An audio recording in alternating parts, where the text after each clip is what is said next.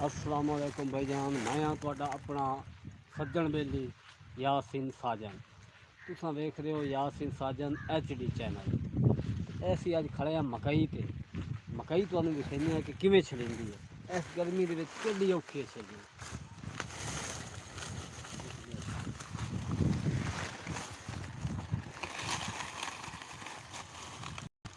बहुत औखी है मकई, मेहनत कोई भी है बहुत औखी। मैं हाँ तुहाडा अपना भरा मजदूर बंदा।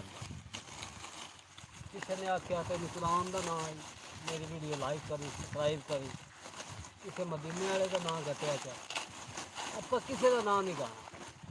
हर बंदे ने अपनी अपनी सोच नाल काम करना और अपने दिल नाल जो अपने दिल नूं चंगा लगे।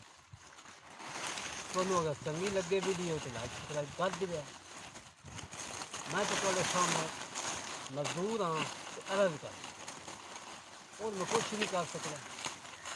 जिन वीडियो ना चंगी लगे तो देखा भी तो देख लेंदा, और तो कोई नहीं कर सकता, बस बर्दाश्त कर सकता। क्योंकि बर्दाश्त करन तो होर इलावा काम ही कोई नहीं बचता। तो हुण असीं तुहानूं राती एक लाइव मेला विखावना है। लाइव मेला विखावना है शीर खड़े तो 46 के अगे एक मेला लगा हुआ है।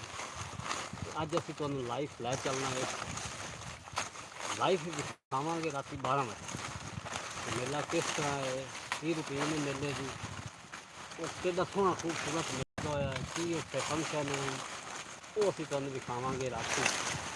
ते तुसां शायद सुनिया फिदा शाह बुखारी, उनकी किताब भी लिखी हुई है सोची जाना। तो अज असीं उनके नाल भी मिलावांगे। बहुत अच्छे और लिखारी बहुत अच्छे शायर भी हैं। तो असीं अज तुहानूं उनके नाल ही मिलावांगे। हो सकता है लाइफ ही चले सारा कुछ ही। हुण मकई तुसीं वेखो छलियां कच्चियां भी बुन के खा लैंदा बंदा, इनका आटा भी पी के खा लैंदा, रोटियां पका के खा लैंदी है। तो इस तरीके का घ्यो भी बनता है, तेल भी निकलता है, ये सहायता भी हो जाती है इस्तेमाल। इन देखो पूरे 5 किले मेरे को छिलने वाली चाहिए।